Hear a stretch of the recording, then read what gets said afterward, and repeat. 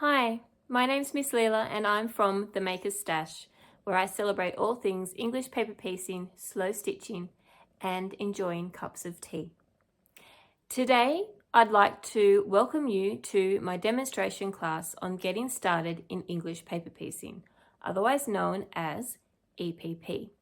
In this class, I'm going to take you through what English paper piecing is, the tools you need to get started, and all my tips and tricks and special ways of doing things so that you can create your very own hexie flower. So what is English paper piecing? Well, it's a traditional form of patchwork method that is completely hand stitched. We take a paper template and a piece of fabric and we wrap our paper template in our fabric so that we have our fabric shape. We then take our fabric shapes and we hand sew them together to create a myriad of different designs and patterns. The truth is you can create so much with EPP because there are so many different shapes, but today we're just going to start with the humble hexagon.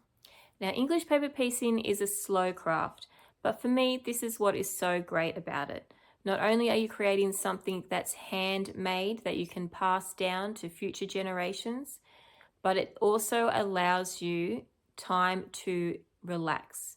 It allows you to come back to yourself, to sit down somewhere comfy with a cup of tea and a sweet treat, get out your stitching and get into the meditative notion of just hand stitching. It is wonderfully therapeutic, and to be honest, it is the only form of meditation that I participate in because it allows me to just come back to myself. All the stresses and the daily pressures and the anxiety of what's on my mind all drops away the minute I sit down at night, pick up my needle and thread, pick up my hexies and just start stitching. Now, being a form of patchwork that is completely hand-pieced also means it's incredibly portable.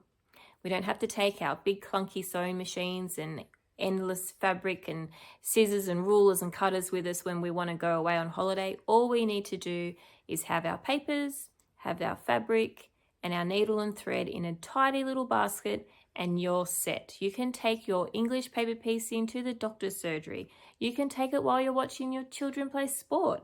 You can do it in your lunch break. You can literally take it anywhere, and that is what's so wonderful about it. It also means that it's great to take to stitchers gatherings, quilting guilds, retreats. You can pull out your patchwork and you can happily sit and sew while you engage in conversation. You're not stuck at a machine, not stuck sitting behind a machine. You can enjoy it while at a cafe with friends, catching up. It's so perfect for portability. The main tools that you're going to need for English paper piecing are your paper templates, thread, and needle. Now, it comes down to personal preference with these options, but I'm going to go through the ones that I like to use the most. So with my paper templates, I cut the paper templates that I stock in my shop from 210 or 220 GSM paper. Now, I like to use this thicker weight paper because it means that they last a bit longer because they're a little bit more robust. And it also means that I can get crisper edges when I fold my fabric over because I'm folding over a sturdier piece of paper. So that's what I like to use. So you're going to need your paper templates. Now, when it comes to needle and thread, it's very important to find a combination that works for you. You need to find a needle that is comfortable for you to hold and stitch with because you are going to be doing a lot of hand stitching. If you're like me, you're going to be sitting for hours and hours hand stitching, so you need to be comfortable. Again, also thread comes down to personal preference. You may be in the cotton only camp or you may be in the polyester camp. I'm going to go through the thread and needle combination that I like to use, and that gives me the results that I like. But I think it's important that you try lots of different things. You don't have to rush out and buy needle and thread. You can just use a needle and thread that you have at home already just to get started, just to see if you even enjoy the process of hand stitching. So with my needle, I like to use a milliner's size 11 needle. Now this needle is very long and it's very fine and it has a very sharp point. It also has a very small eye, and the eye of the needle is the same thickness as the shaft of the needle. Now this is important because when we're doing English paper piecing, as we stitch, we're picking up or going through just a couple of the threads of the fabric. The thicker the needle you have, the more you're going to pull those fabric threads apart, and the more likely your stitches are to show on the front of your work. If you're a perfectionist like me, that's something that you want to avoid. You don't want your stitches being seen at the front. You want it to look seamless, like your shapes are just sewn next to each other without any actual stitches. So the combination of using this particular needle with the thread that I like gives me those results. So what is the thread that I like to use? I like to use Superior Threads Bottom Line Thread in colour 652 Statue. Now this is a nice neutral thread. It's very fine. It's a 2-ply 60 weight polyester thread. Okay, it's very strong. And because it's so fine, my stitches almost melt into the fibers of the fabric that I'm stitching through. Being a polyester thread, it is going to last a long time. It's not going to break down like cotton thread might. So if you're making patchwork quilts using English paper piecing and you want these quilts to last the generations, consider using polyester because it's not going to break down like cotton will. Now, if you are firmly in the cotton camp, there are good options for you as well. You've got Orifil's 50 weight cotton thread is a nice thread, and you can get that in some nice neutral colours. Another cotton option is Wonderfil's confetti thread, again a 50 weight cotton. Another option in the polyester is Wonderfil's Invisifil thread. Now this is actually an 100 weight thread, and it is actually finer than the Superior thread. It feels a lot silkier, but for me that also means it does feel and tend to be a bit slipperier. Okay. Another option for polyester is Deco Bob's thread by Wonderfil. So that is the needle and thread combination that I prefer to use. But again, I do encourage you to experiment, play around with what you have, and find a combination that is both comfortable to stitch and gives you the results that you want. Now, along with your papers, your thread and your needle, you're going to want to use something to baste your fabric to your paper. So for that, there are two options. You can glue baste or you can thread baste. Glue basting, I like to use the Soline glue pen. It is a blue glue pen, so you can see when you've put it on your paper where you've glued. It's a water-soluble pen, so it will wash out of the fabric, and it's a tacking glue. So what that means is it's not permanent. It's not going to permanently fix the fabric to the paper. You're going to be able to peel the fabric seams back to remove your papers once stitching is complete. So that's the pen that I like to use. It's also handy to have yourself a few refills because you will go through it. If you like to thread baste, or if you're like me and you like to work with a lot of the smaller shapes, I find glue basting the smaller shapes from 1/2 inch below, I get too messy and sticky and my fingers get all gluey. So I still like to thread baste those shapes. So when I'm thread basting, I like to use just a plain white cotton thread. The reason I always use a white thread is because quite often I will leave my basting stitches in the back of my work and I won't remove them because English paper piecing is already a slow craft and I don't need to add any extra steps to make it any slower. So that is one reason why I do like to glue baste, because it does make it a very quick process. But thread basting is equally just fine. Now some other tools that you will need are some fabric cutting scissors to cut your fabric shapes. I like to always have a pair of embroidery snips scissors with me. I love these because I use the point of my needle to get under the seam or under the paper and flick it out when I need to pull it out. Also great for just snipping your threads because you're going to be snipping threads a lot. If you like to do fussy cutting, you may wish to use a air erasing or water erasing pen so that you can use a acrylic template and trace out the fabric shapes. This way you can single out a particular motif or create a repeating pattern for fussy cutting and tessellating your shapes. Now these templates always come with a built-in 1/4 inch seam allowance.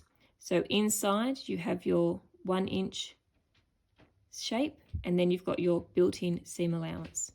You can also use this with a rotating cutting mat and a rotary cutter, and you can literally just cut your fabric as well. You can also use a small ruler and your rotary cutter to, if you're cutting a lot of fabric shapes, you can cut strips and then use this to cut them down into the shapes a lot quicker. The other tool that I like to use in my English paper piecing is a Sew Tight magnetic pin.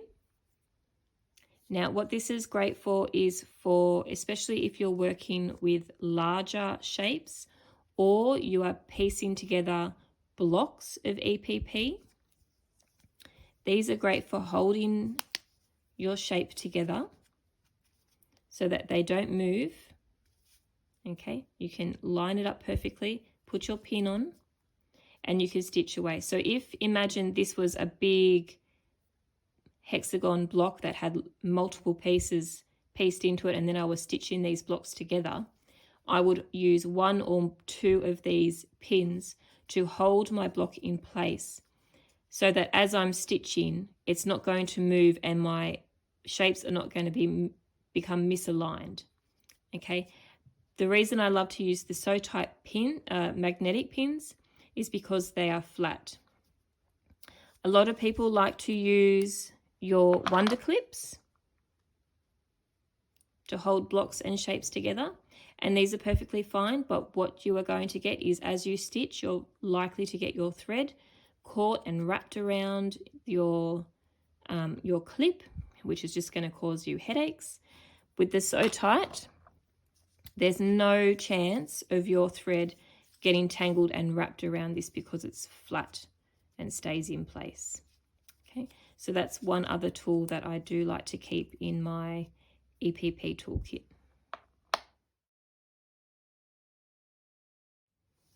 Okay, so now I'm going to show you how I go about cutting my fabric shapes.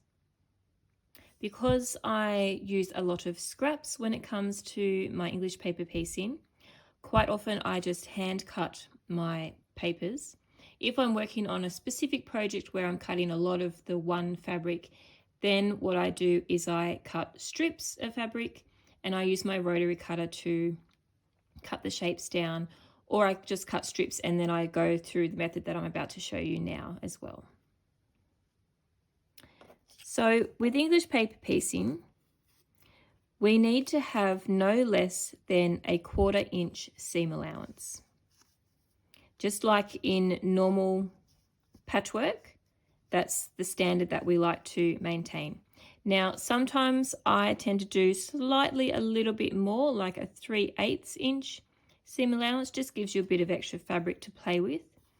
When I'm stitching small shapes, so a 1/2 inch and below, I still use a 1/4 inch seam allowance, even on 1/4 inch hexies. And that means that the seam allowance will completely cover the back of my hexagon, but I'm still able to get my papers out. So I'm going to just line my paper template up on my fabric.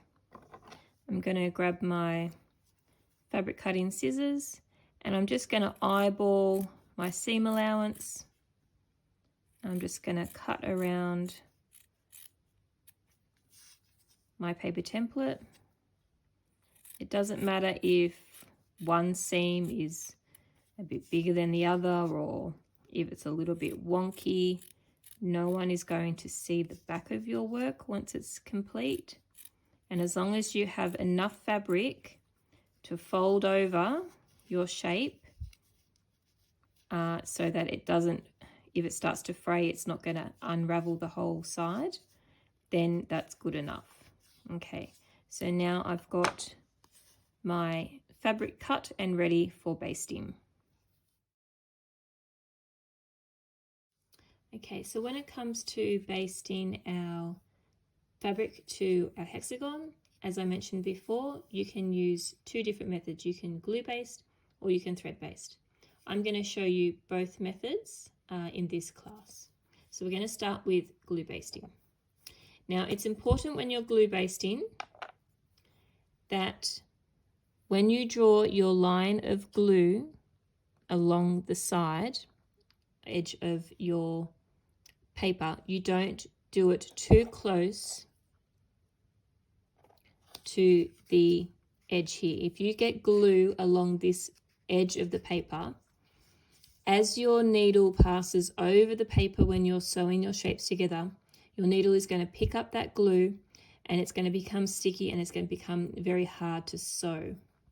So just make sure that you put your glue just in from the edge. So we're going to put our glue in down and then we're going to fold our fabric over. Now it's important here that we get nice crisp folds along the edge here. When I'm glue basting, I like to do the opposite sides. So I'm going to put my line of glue down and I'm going to fold that over and I'm going to smooth it down and run my fingers along the edge. Then when it comes to this side, I'm going to go over the fabric fold a little bit and put my glue. Again, I'm going to fold down. And here it's important to get nice points as well. So I'm going to smooth all that out. I'm going to do my opposite side. Fold that over. Press it down and smooth my seam. I'm going to do the last two sides. Again, you need to go a little bit onto the fabric and press that down.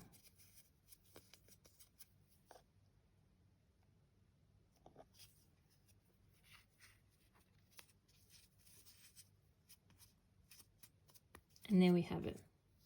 We've got our basted hexagon. You can see how nice and quick that is with the glue pen. And on the back, we've got all our seams nice and neat.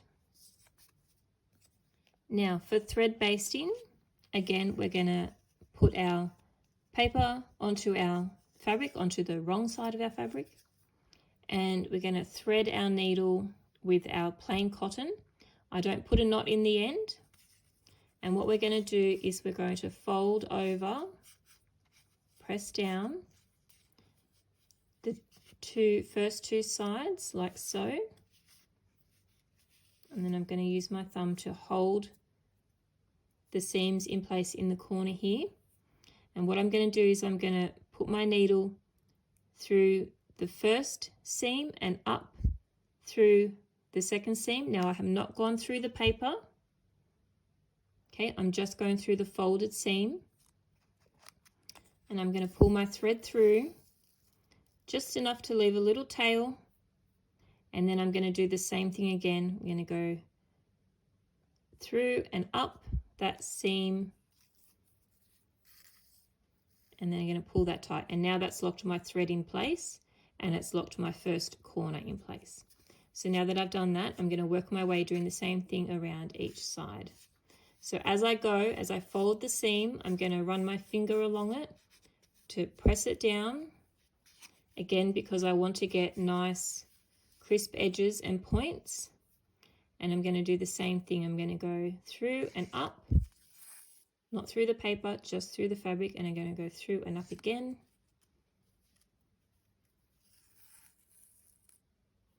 And I'm going to lock that corner and that stitch in place. I'm going to keep continuing going around all the way, doing the same thing.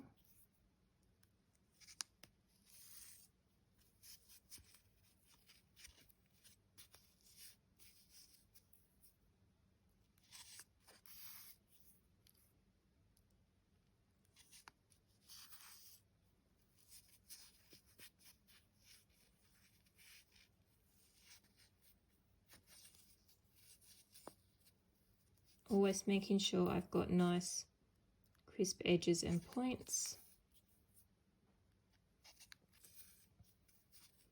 And then I'm going to get back to the last one. And I'm going to do the same thing again. But this time as I come up, I'm then going to just weave my needle through the fabric. I'm going to pull my needle free. And then I'm just going to trim off that little bit. So there we have our thread basted hexagon. Now when it comes to taking the papers out from a thread basted hexagon, when you've got one that's 1 inch like this, it's very easy to just using your scissors to sort of peel back this seam, get your scissors under that paper template, and then you would just, it's hard to do it when it's not stitched with everything else, peel that back and your paper template will just pop out, leaving your folded seams on the back and leaving your basting thread. Now the only time I would take basting thread out is if the fabric you had basted was a very pale fabric or a very fine fabric like Liberty fabric. So with Liberty fabric, sometimes I will take my basting stitches out, but most of the time I do tend to leave them in because no one is going to see them. It's not going to create bulk in your work, and it's just an extra step that we can avoid if we can. So there we have our basted hexagons. Now we're ready to stitch them together. Okay, so now we've got our hexagons basted and ready to go. It's time to start stitching together our hexie flower. So you're going to take the central piece of your flower. So in this case, I'm using a plain solid fabric for my center.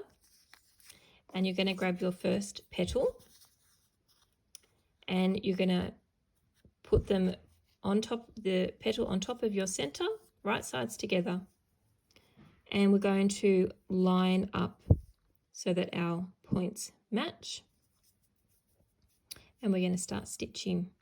So I've got my needle threaded with a knot in the end. Don't use too long of a thread because you will end up getting it tangled. So not too long of a thread. And what we're going to do is we're going to come through the very tip of each corner. Okay, you can see I've just picked up a couple of the fibers of the fabric and I'm going to pull my needle through, not too tight so that my knot comes through, and then I'm going to go back through the same spot, and now I'm going to do a locking knot. So what this is a special knot to secure our stitching along the side of the shape. So I'm going to take I like to call it the working thread. So the thread that's coming out of my fabric. And what I'm going to do is I'm going to wrap it over the top of my needle. I'm going to come around and underneath. I'm going to drop that bit. Then I'm going to pick up my tail thread. So the part of the thread coming out of my eye. And I'm going to go the opposite direction. And I'm going to go around and under my needle and back. And then I'm going to carefully pull my thread through, and what this creates, as you can see here, is a figure 8, and that creates this figure 8 knot that just secures my stitches in place. Okay, now I do this knot at the start and end of each edge. And why do I do this? For a few reasons. It's going to secure my work. If I'm creating a big heirloom quilt, I want to secure the stitches so that if through wear and tear a line of stitches becomes undone, it's only going to unravel back to these 2 knots. It's not going to keep unraveling my whole quilt. Equally, if you make a mistake and you need to cut your threads, you don't have to, you only have to cut and pull thread back to the point where you've made the mistake. And all your other stitches are going to just stay where they are because they've been knotted in place. Okay. So now that I've got my locking knot secured, I'm now going to stitch along the edge. Now my tips for stitching is I like to use the whip stitch method. Now I stitch away from myself, but I know a lot of people stitch towards yourself.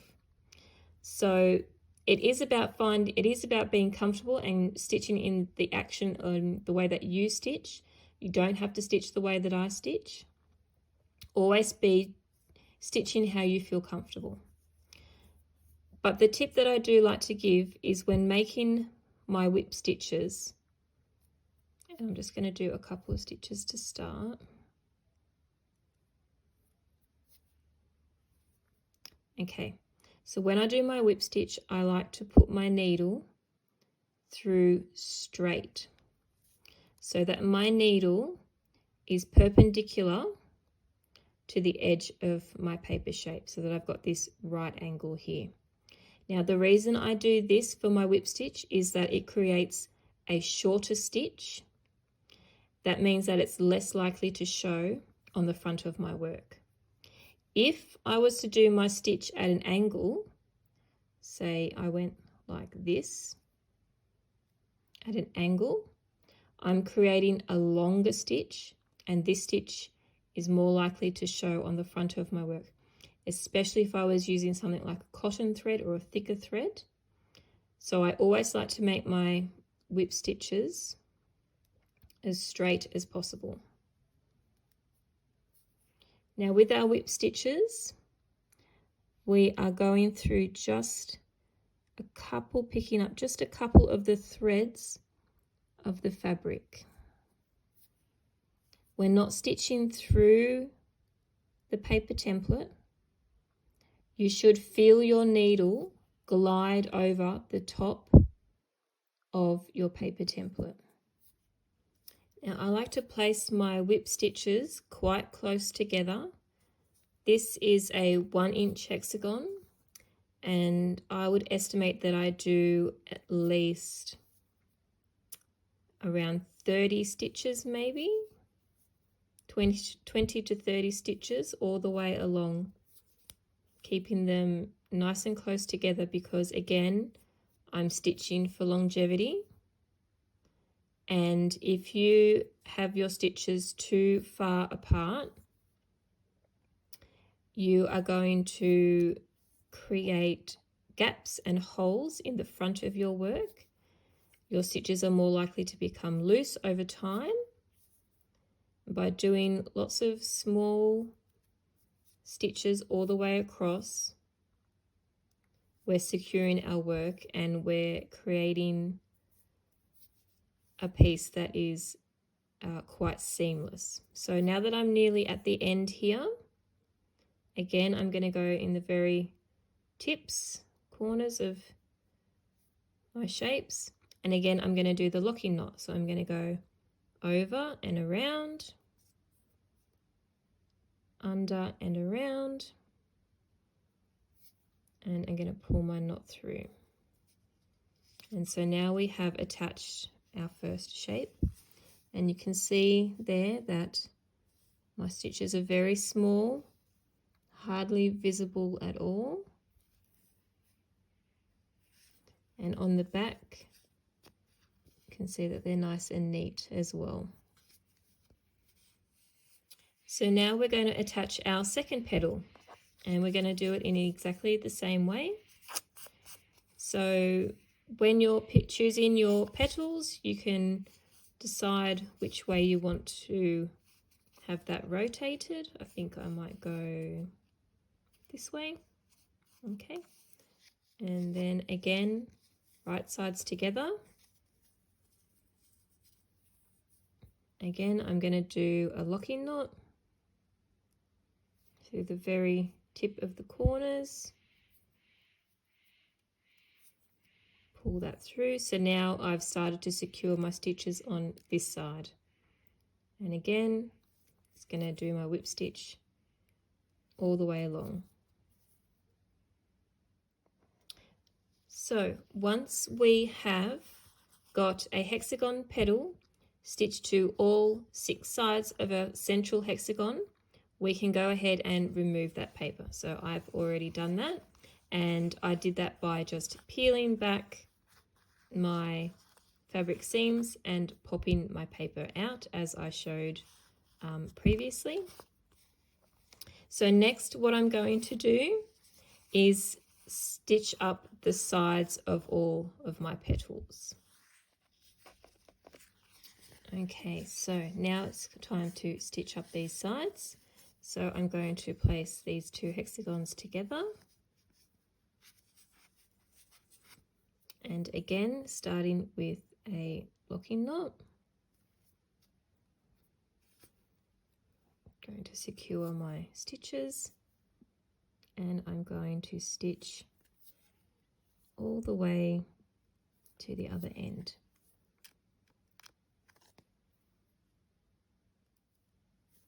Okay, so now I'm at the end of this edge. I'm going to do another locking knot. And now I need to move to my next side to sew up. So instead of tying this off and breaking my thread, tying a knot in the end of it and starting back over here, I'm going to run my thread through the folded seams of this hexagon petal. So what I'm going to do is just weave my needle and thread through the seam, not through the paper, just through the folded fabric. I'm going to weave it through this way. And I'm going to take my needle through the fabric until I get to the corner. And now I'm ready to stitch up this side. Now I'm not worried if my thread that I've woven through here breaks and my stitches will come undone, because I've done my locking knot here and here.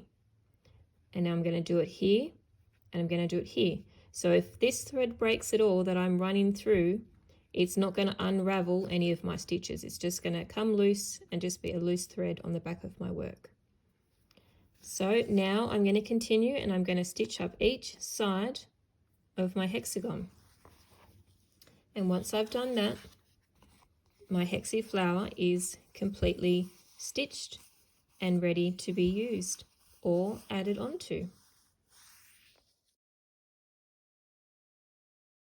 Okay, so now that we've done our hexie flower, what can we do with this?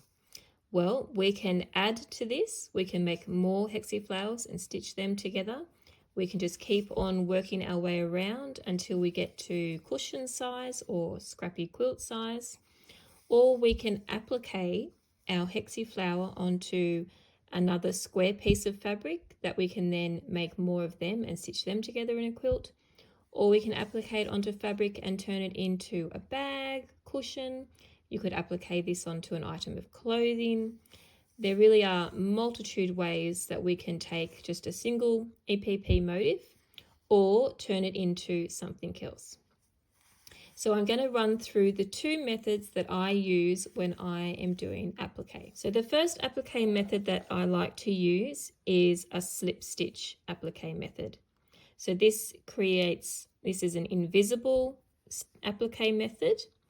Now, to adhere my hexie flower or whatever motif I'm appliquing onto my backing fabric, I would normally use some heat and bond or Vlisafix to attach my motif. I would cut my piece of heat and bond or Vlisafix just in from the edge of whatever shape or motif I'm doing, and then attach it to my fabric for stitching. That just holds it nice and firmly in place, so it's not going to move, it's not going to slip. For this purpose, I've just used a bit of the glue pen to hold this hexagon that I'm going to demonstrate. So for slip stitch applique, I like to use the same milliner's needle and my bottom line thread. And what I'm going to do is I'm going to start in the corner with a knot in the bottom of my thread. I'm going to come up through the backing fabric and into the very tip of my hexagon.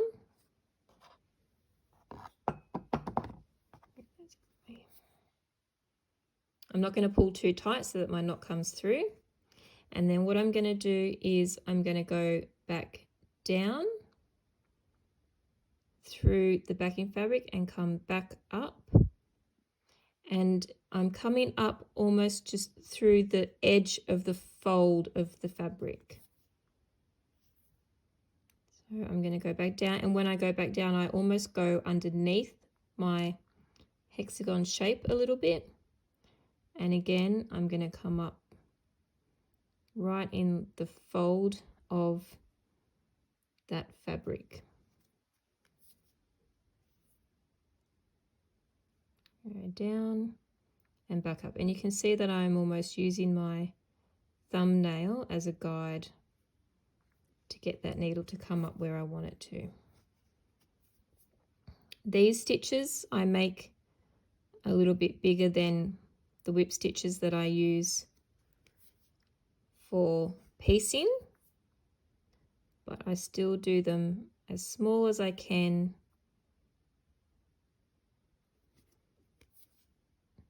and work my way all the way along the edge.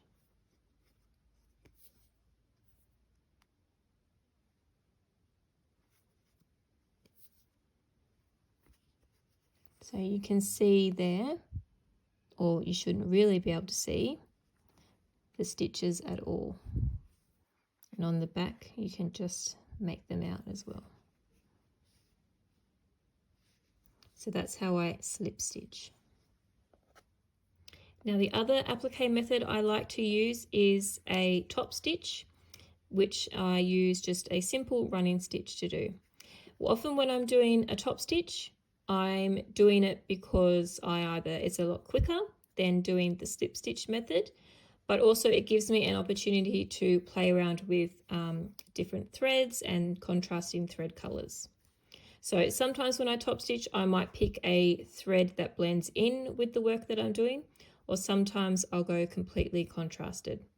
For top stitching, you can use any cotton thread.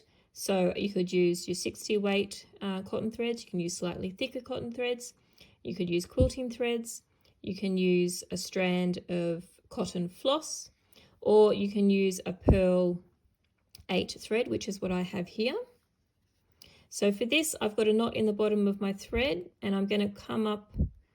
I always start in the corner again, but this time I'm going to come up leaving a little bit of space around.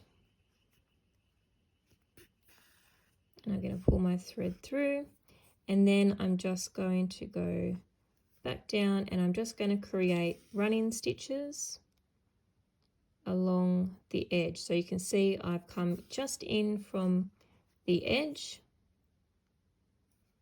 of my hexagon, and I'm trying to make sure that I get even stitches so that my stitch length is even and also my spacing is even. Now this takes a little bit of guesswork to fit your stitches in so that they all look a bit even. Because I'm often going for a scrappy look, if one of my stitches just happens to be a little bit longer than the other, it's not going to concern me too much at all. So I will just keep going around my shape or my flower.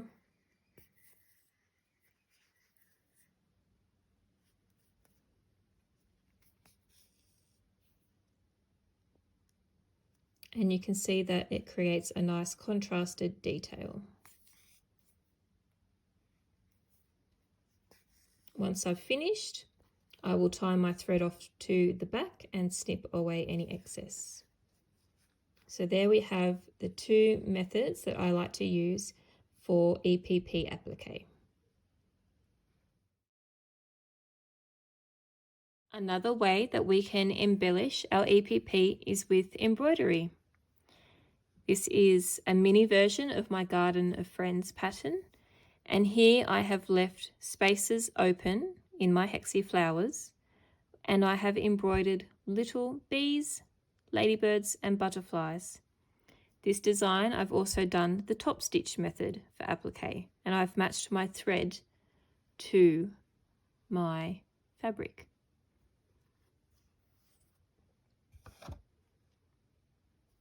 This is another piece that I have embellished with embroidery. After I slip stitch appliqued the motif onto the backing fabric, I went along with a pearl thread and did an outline stitch along the edge to define the rosette. And then with a beautiful silk variegated thread, I created these lazy daisy stitches. Because I create a lot of pieces like this that don't require quilting, adding embroidery details adds that extra element that quilting a quilt or design would.